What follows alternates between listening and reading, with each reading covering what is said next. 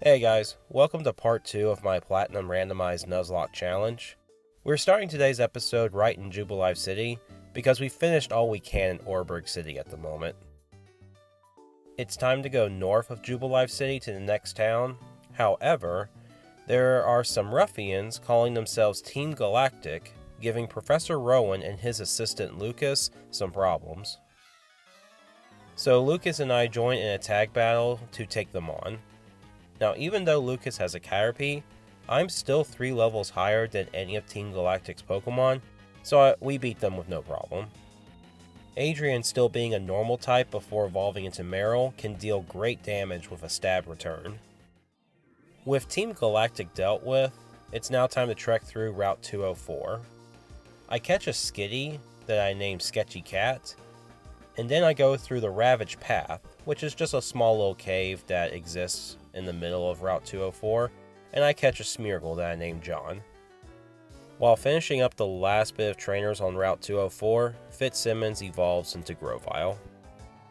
I reach the next location, which is Flow Aroma Town. This is where I'm going to heal up and start gathering some berries around the area.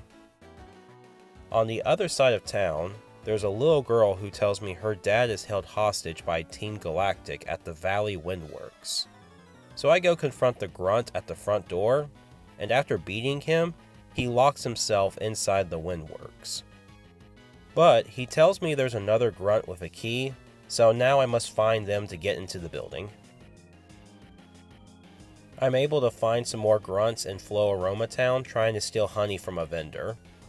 After defeating these 2 grunts back to back, one of them drops the second works key. Now I can get into the Valley Windworks. I make short work of the grunts inside, but the real challenge is their commander, Mars. What makes Mars a tough opponent is her ace Pokemon is a level 17 Purugly, a Pokemon you're not really supposed to get unless you evolve a Glameow at level 38. I lead with RJBD against her Zubat. Her Zubat has no flying moves, so this is an easy 2-shot for Dustox. Up next is the dreaded Purugly. I use Protect on the expected Fake Out. Next turn Purugly goes for a Scratch, while I use Poison Sting to try to get the 30% poison. 2 more rounds go by as Purugly chips away at RJBD's health, and I failed to get this fat cat poisoned. At this point, I have to make a switch, or I risk RJBD dying to a crit. I switch into Mendoza next, who can tank 2 scratches in order to land a Compound Eyes boosted Sleep Powder. I switch into Matthew on the first turn of sleep. Then on the following turn, I start hitting with a super effective Rock Smash that gets the defense drop.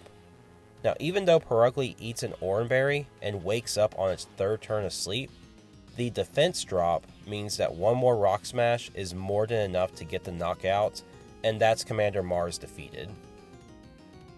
This causes Team Galactic to retreat, and the little girl is able to reunite with her father, and I have to laugh at her dialogue telling her dad that he stinks and he needs to take a shower. It reminds me of the brutal honesty my toddler has at this point. The last thing I do at the Valley Windworks is get my encounter, and I pull a Marowak. I did not expect to get a fully evolved Pokemon this early in the run, but this is awesome. I do get a few close calls from using Fury Cutter, but in the end, I'm able to catch Marowak, and Snoop Dogg joins the party. Up next is to go through Route 205. I catch a Chatot named and then I go into the Eterna Forest. I meet a woman named Cheryl, and she asks me to help her by escorting her through the forest. This is nice, because she heals our Pokemon after every battle, and she also becomes a temporary tag partner. I decide to do a double encounter in the grass, where I get a Ladybug and a Weedle. Now, I've already caught a Ladybug, so that means by species clause, Holland the Weedle joins the team. But immediately after catching Holland, I realized had I been a little bit more lucky, I could have chosen between a Ralts or a Gibble. Yeah, I'm not salty about this. Ignoring that, I do get through the forest, and Cheryl takes her leave. After one more short walk, I reach to Eterna City, and there's going to be a lot to do here. First, I run into Garrett, and we decide to go to the Pokemon statue further up the city. But we meet some moody guy who kind of bums me out, so I decide to catch more Pokemon on the neighboring Route 211. I catch a Lovedisc named Liz, and again, if I had better luck, I could have had a chance to add a Dratini to my run. Again, I'm not salty at all. At this point, I've done all I wanted before challenging the Eterna City Gym, but I do run into everyone's favorite Cynthia, who kindly gives me the HM for cut. So, thank you, Cynthia. I do not look forward to fighting you and your Garchomp if I even get to that point. As I go through the gym trainers, both Eric and Collins evolve into Fearow and Golbat. I get everyone at the level cap of 22, so now I'm ready to take on the gym leader Gardenia. She starts with her Turtwig, and I lead with Eric. Eric uses an Aerial Ace that puts Turtwig in the red, and Turtwig uses Reflect, which is going to increase their physical defense for 5 turns.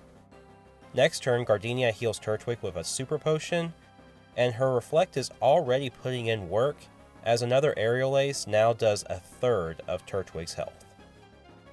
Another Aerial Ace puts Turtwig in the red again, and Turtwig goes for a Razor Leaf that does, luckily, pitiful damage. Eric gets the knockout on Turtwig the next turn, and Gardenia sends out her Cherim. With the Reflect still up, Cherim takes maybe a fourth of their health with an Aerial Ace, and Magical Leaf crits, dealing a fair amount of damage on Eric. The good news is the Reflect wore off, but looking at Cherim's health, I don't think another Aerial Ace will get the KO this turn. Is what I would say if Eric didn't get the critical hit, securing their second knockout on this gym battle. Gardenia sends out her last Pokemon, Roserade, which is not to be trifled with.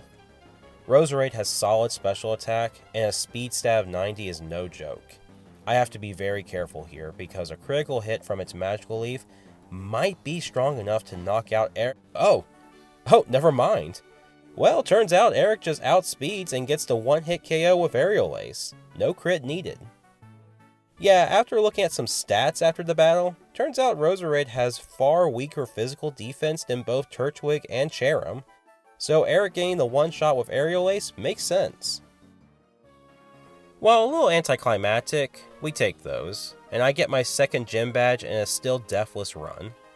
I hope everyone enjoyed this second episode. Tune in for episode 3 as I make my way to Hearthome City. See you next time, and take care.